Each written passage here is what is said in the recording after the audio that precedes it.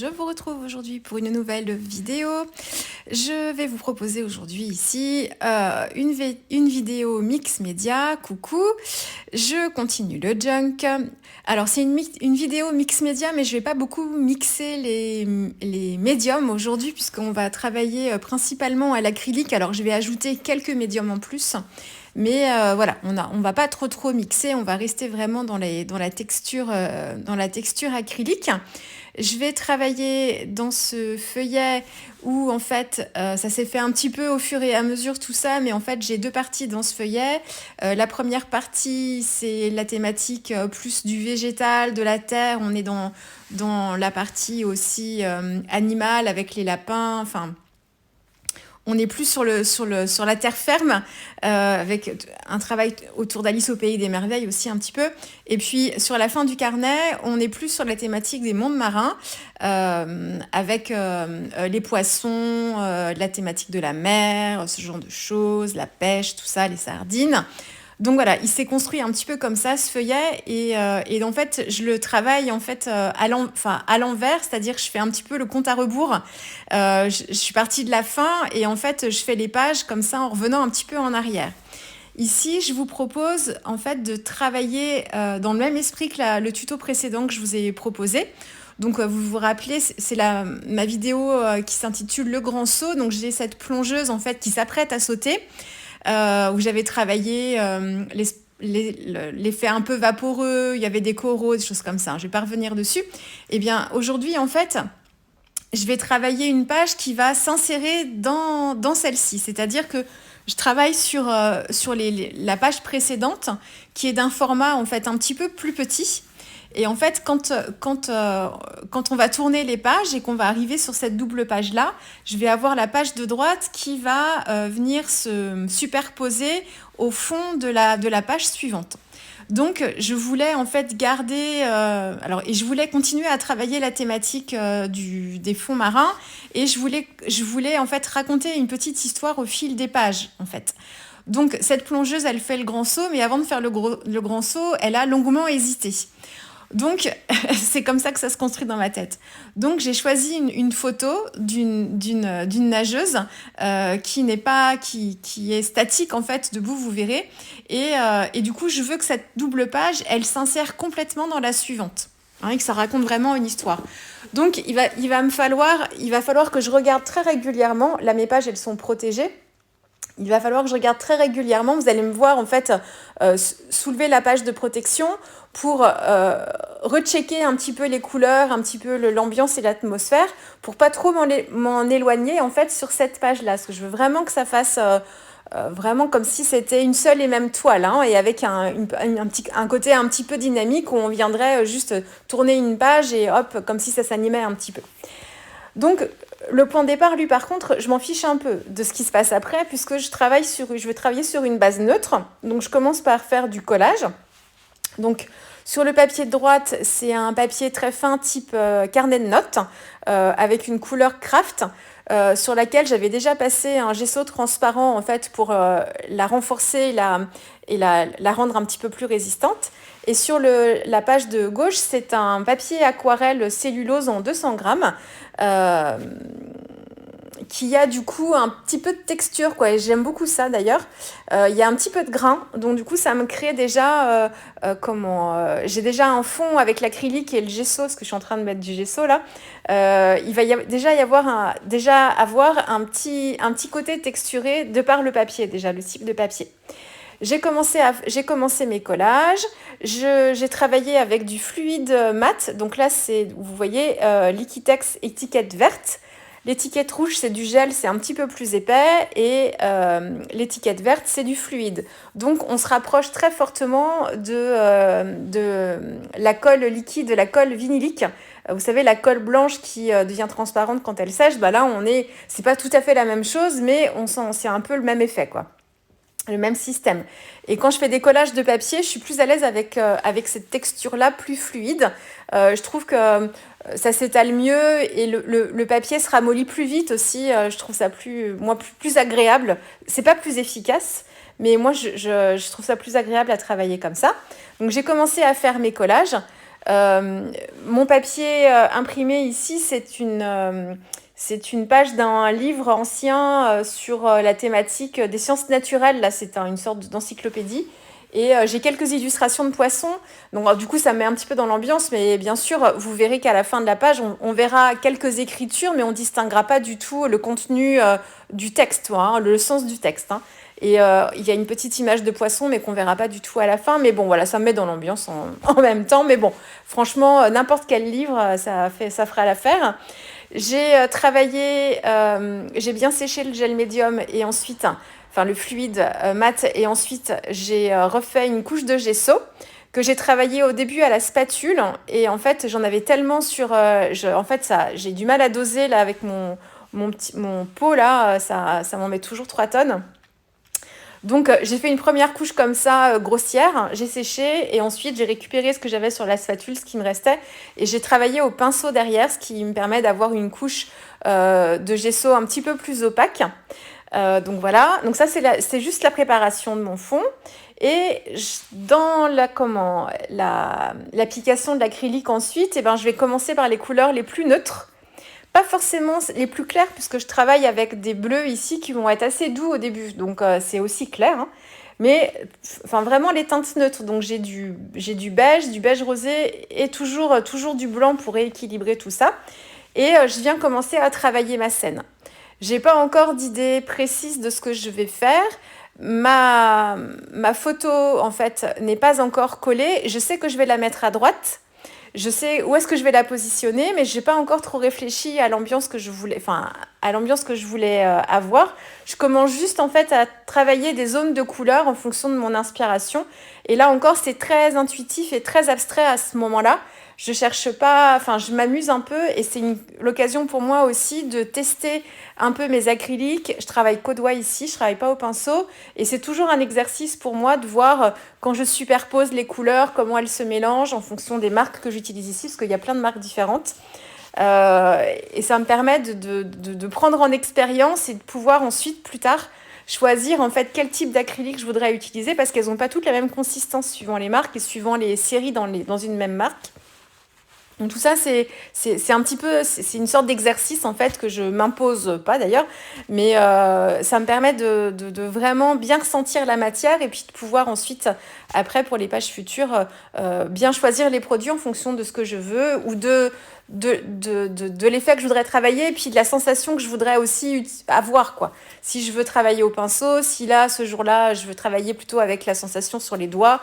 Voilà, c'est une question aussi de ressenti et de ce qu'on a envie de faire sur le moment.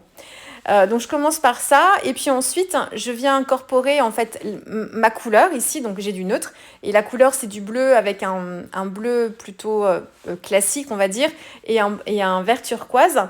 Et donc je commence à appliquer plutôt doucement, donc je mélange un peu de bleu avec un peu de blanc pour l'adoucir un petit peu. Je veux pas qu'il soit trop flash. Je fais pareil avec le turquoise vert là, enfin bleu vert. Et ensuite, donc ça c'est les premiers pas, donc j'y vais doucement. Et puis après, très régulièrement, je vais checker la page qui est derrière à droite là, ce que j'ai déjà fait pour ne pas être trop éloignée dans les teintes. Alors, je ne vais pas être trop éloignée parce que j'utilise les mêmes couleurs d'acrylique.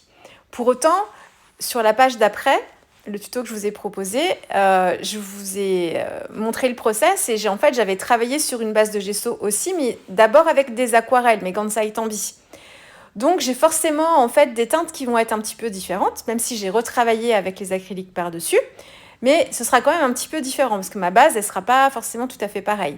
Donc même si j'utilise les mêmes couleurs, et ce qui me permet de faire le lien, et ce ne sera jamais vraiment très éloigné non plus, j'ai les mêmes couleurs d'acrylique, mais j'essaye de regarder quand même régulièrement si ce que je suis en train de faire ici, ça va bien se mélanger, même si c'est pas tout à fait pareil. Et je veux pas que ce soit pile poil pareil non plus, mais je vérifie que l'harmonie est quand même là et que ça se fait plutôt bien. Donc au fur et à mesure, je monte en intensité et je vais venir rééquilibrer les bleus, les verts avec un peu de blanc, en mélangeant le bleu et le blanc directement, ou alors en faisant une couche supplémentaire de blanc et je remets du vert turquoise par-dessus et je remets du vert sur le bleu et j'ajuste comme ça au fur et à mesure. On peut faire autant de couches qu'on veut en acrylique. Le papier saturera pas spécialement. Alors, ma feuille de carnet, elle pourrait peut-être un petit peu souffrir, mais encore, on est sur des médiums qui sont pas non plus liquides, hein, donc normalement, il n'y a pas trop de soucis. Et je vois un petit peu comment tout ça réagit. Et là, encore une fois, volontairement, je fais des couches et des couches et des couches pour regarder ce que ça donne, regarder les effets que j'obtiens, si j'utilise beaucoup de médiums, si j'en utilise moins, en fonction, encore une fois, des marques que j'utilise. Les acryliques golden que j'utilise ici, elles sont un petit peu plus onctueuses, en fait. Elles sont pas liquides, mais en fait, elles se mélangent beaucoup plus facilement que les Heavy Body de Liquitex. Donc, je regarde, et quand on les superpose aussi, ça me permet de voir un petit peu quels effets j'obtiens. Et ça dépend aussi de la couleur que vous avez. Vous avez dans les Heavy Body, par exemple, même si elles sont plus épaisses en termes de composition, mais vous avez des couleurs qui vont être transparentes, d'autres qui vont être opaques et d'autres qui vont être semi-transparentes. Donc, quand vous allez les ajouter sur des couches déjà existantes, en fonction de leur particularité transparent, opaque, vous n'aurez pas non plus les mêmes effets. Si elles sont opaques, elles vont un petit peu moins se mélanger en fait au fond. Si elles sont un peu transparentes, du coup, ça va faire un petit peu comme un glacis, comme à l'aquarelle. En fait, on aura une sorte de l'azur, on dit plus l'azur, je crois, avec l'acrylique. On aura en fait un effet comme ça qui viendra comment faire un voile un peu coloré par-dessus et on aura un effet différent. Donc tout ça, pour moi, je pourrais aller au plus vite et faire ce que je connais, mais volontairement, je vais ajouter des couches et des couches pour voir comment mes acryliques réagissent. Ça, c'est une première étape. Quand je vois que cette étape-là me convient à peu près, assez rapidement, je vais coller mon image parce que c'est à partir de ce moment-là, quand j'aurai collé l'image, que je vais commencer à raconter mon histoire et commencer à créer mon décor. C'est un petit peu comme quand je travaille des scènes à l'aquarelle. Alors, soit je travaille en fait un fond à l'aquarelle et quelque chose d'assez abstrait et je vais coller ensuite un élément par-dessus. C'est souvent ce que je fais quand je travaille les doudous, par exemple, de Shoe and Flower. Souvent, je m'amuse sur le fond, je fais quelque chose sans que ce soit forcément réaliste.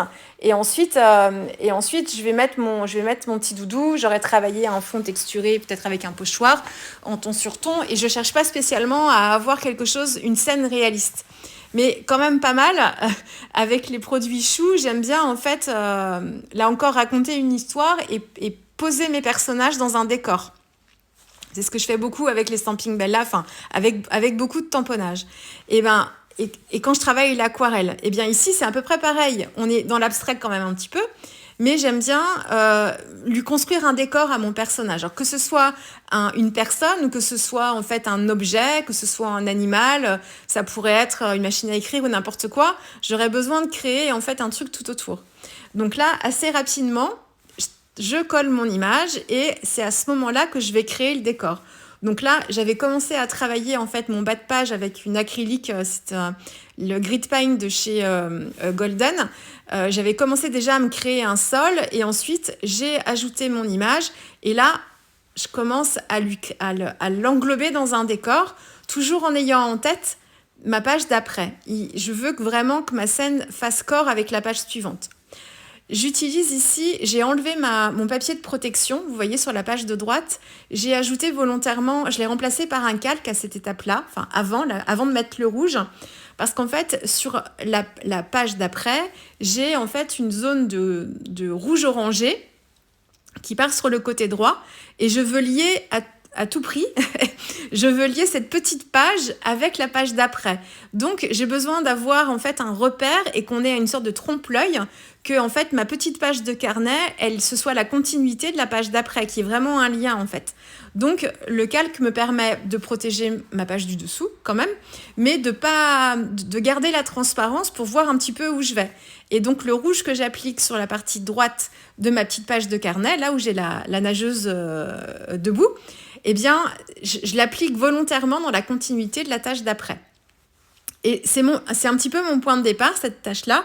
Et ensuite, je mets un petit peu de rouge au milieu et un petit peu de rouge sur le côté pour refaire un lien. Et ça vous fait en fait vous avez une lecture comme ça qui part en bas, enfin qui commence en haut à droite, qui descend un petit peu et qui remonte un petit peu à gauche, comme un effet de vague un petit peu. C'est ce que donne aussi l'effet de mon sol. Elle est un peu surélevée. Ici, sur la partie droite, je lui ai fait un petit peu comme une butte, et ensuite on redescend et ça remonte un petit peu sur le côté gauche. Donc il y a des effets de courbe comme ça que j'ai voulu volontairement. Hein, c'était voulu, et c'est encore ce qui m'inspire l'eau, les remous, ce genre de choses. Alors, on y arrive quelquefois plus ou moins à retranscrire ce qu'on a un peu dans le cœur, là. Mais en tout cas, moi, c'est vraiment l'effet que je voulais. Donc, et une fois que j'ai collé mon image, alors, c'est un transfert que j'ai fait, mais je l'ai fait avec un papier de soie. Et en fait, le simple fait de coller mon image en fait avec mon gel médium, du coup ça a rendu translucide en fait mon papier, qui est un papier qui est déjà très fin, et je me suis embêtée à faire alors j'ai fait le transfert aussi, hein, parce que j'ai enlevé la petite pellicule de papier quand même par dessus, mais c'était pas indispensable, d'autant que j'ai repris en fait ma photo avec un stabilo Hall en fait, mon stabilo Hall noir là. Donc j'ai réintensifié les noirs, enfin j'ai refait les blancs et les noirs aussi, donc j'ai repris les contrastes.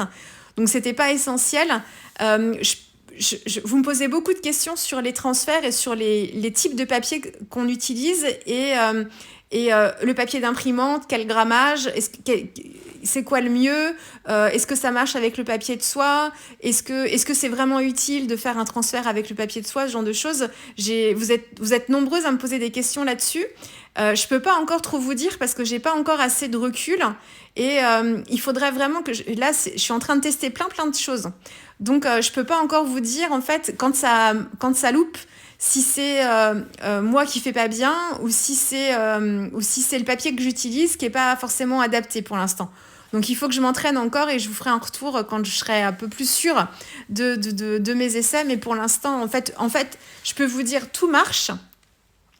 Tout marche. Après, il y a peut-être des choses en fonction de ce que vous aimerez qui vous conviendront mieux que d'autres. Moi, c'est ce que je suis en train de tester là. Je suis en train de voir quelle technique me convient le mieux pour faire ces transferts.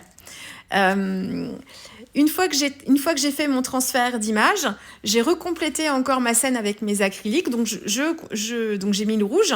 Et puis ensuite, pour pas que ça fasse des zones rouges trop marquées, en fait, qui viennent se poser là et qui sont pas liées avec le fond, j'ai retravaillé encore ma scène par petites touches.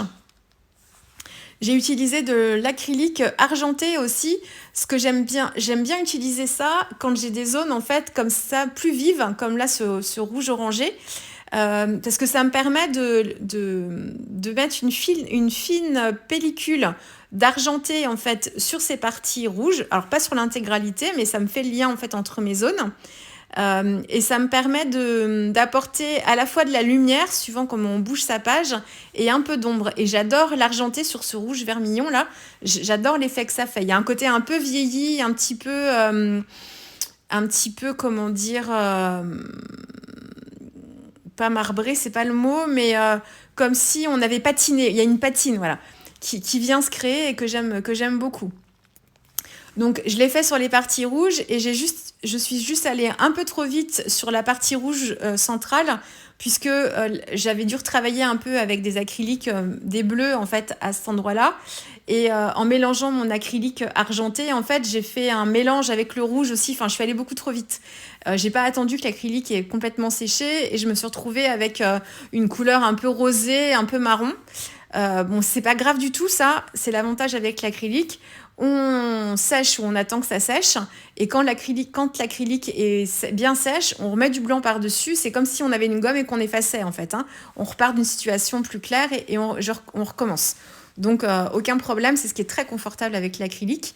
Une fois qu'on commence à être à l'aise en fait avec les techniques au niveau de l'acrylique, je trouve ça beaucoup moins stressant entre guillemets, parce que c'est pas non plus du stress, mais on peut toujours revenir en arrière finalement en remettant une couche de blanc, une couche de gesso, ce genre de choses à certains endroits. C'est comme si on avait une gomme effectivement, et qu'on venait effacer ce qu'on avait fait. Alors qu'avec l'aquarelle, c'est compliqué, puisqu'on peut foncer au fur et à mesure, mais rééclaircir ou effacer une zone qu'on a faite, c'est presque impossible, hein, ça dépend. Il y a un moment où c'est encore possible, et puis après, ça ne l'est plus du tout. Avec l'acrylique, en fait, on peut tenter des choses. Et puis, et pour autant, si ça rate, eh bien, c'est pas perdu. On peut recommencer en fait sur le même travail. On n'est pas obligé de repartir de zéro. Donc, c'est ce que je trouve assez confortable finalement une fois qu'on est à l'aise avec le médium, hein, parce que tant qu'on n'est pas à l'aise, il y a une sorte d'inconfort quand même, hein. En tout cas pour moi c'est comme ça que je l'ai ressenti avant de vraiment prendre plaisir et être à l'aise. Donc une fois que j'ai travaillé mon fond, après c'est un jeu d'équilibre, hein, de toute façon. C'est encore une fois super personnel. Il y a un moment où on se dit ok c'est bon, ça me convient.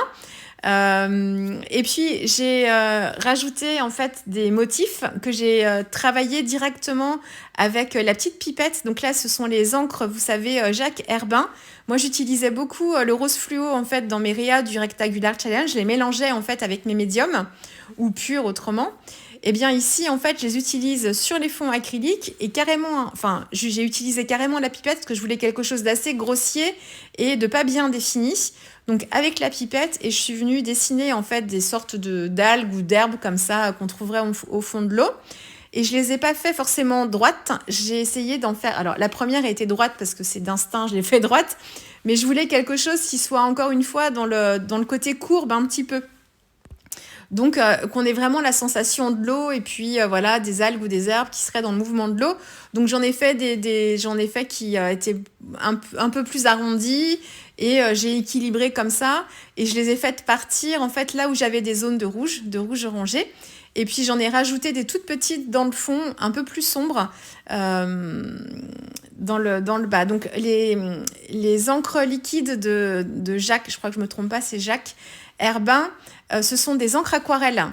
Donc en fait, elles vont se réactiver si vous remettez de l'eau dessus. En fait, elles vont avoir tendance à bouger un petit peu.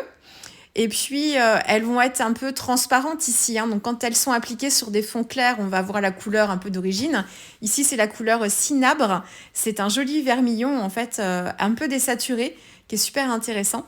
Donc, appliquée sur un fond clair, on va retrouver la couleur un peu d'origine. Par contre, sur les fonds foncés, elle va très vite devenir se désaturer, hein, parce qu'elle elle prendra le côté sombre de la couleur du dessous. Hein, mais c'est ce qui peut créer aussi justement des effets plutôt intéressants, surtout pour les parties qui sont un peu plus creuses. Là, vous voyez plutôt sur la page de gauche, voilà, les couleurs sont un peu plus sombres.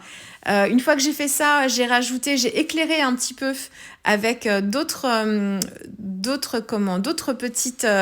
petites algues que j'ai créées avec un crayon gel blanc. Donc c'est la marque Signo qui fonctionne très bien sur la page de gauche parce que j'ai essentiellement de l'acrylique qui fonctionne beaucoup moins bien sur la page de droite parce que j'ai une pellicule de fluide mat sur ma page avec mon collage. Et en fait, le fluide mat, c'est comme si vous mettiez un petit film de protection un peu plastique, plus important encore que l'effet plastique un peu de l'acrylique. Et en fait, vous avez plus trop d'accroche. Donc, il y a certains crayons, comme les crayons gel blancs, la Signo, qui ont du mal à accrocher dessus, contrairement au Posca qui, lui, résiste qui s'accroche. Alors, le Posca, il a du mal à s'accrocher sur les parties qui sont un peu cirées. Si vous travaillez avec des pastels à l'huile et que vous voulez faire du Posca par-dessus, il va avoir tendance à glisser un petit peu. Alors, il s'accrochera si vous séchez bien, mais c'est un peu plus on sent que voilà qu'il y a vraiment comme de l'huile quoi qui se retrouve dessus et c'est plus complexe. Mais ça fonctionne. Si j'avais vraiment voulu travailler avec un médium, peu importe le médium d'ailleurs, il aurait fallu que je remette une petite couche de gesso transparent en fait sur ma page de droite pour me permettre d'avoir refaire une couche d'accroche pour pouvoir remettre après les médiums que j'aurais voulu dessus, hein, avec une couche transparente. Ce que je vous ai pas dit non plus, j'ai tellement de choses à vous dire à chaque fois. Quand j'ai préparé mes pages avec le collage et que j'ai mis du gesso par-dessus, tant que le gesso était encore humide et j'ai mis volontairement des couches un peu épaisses, tant que c'était encore humide, j'ai fait des marques avec le bout de mon pinceau. Donc, pas le bout de mon pinceau avec les poils du pinceau, mais de l'autre côté. Enfin, vous voyez le bout du manche. J'ai fait des marques, en fait, j'ai fait des arcs de cercle. Vous savez, le petit motif de vaguelettes, d'écailles de poisson ou d'arc-en-ciel, un motif que j'adore. Et j'ai fait ces marques-là, en fait, dans le gesso qui n'était pas encore sec, pour me créer déjà un petit peu de texture. Là, c'est ce que vous voyez, en fait. Vous le verrez mieux sur les photos, peut-être sur la vidéo de plus près, là. Voilà, vous allez les voir sur la partie en haut. Vous voyez les petites marques. Ça fait comme des petites écailles de poisson. Mais là, c'est pas un pochoir, c'est moi avec moi qui ai dessiné en fait ces formes-là. J'ai rajouté des gouttes de Posca blanc pour éclairer encore un peu.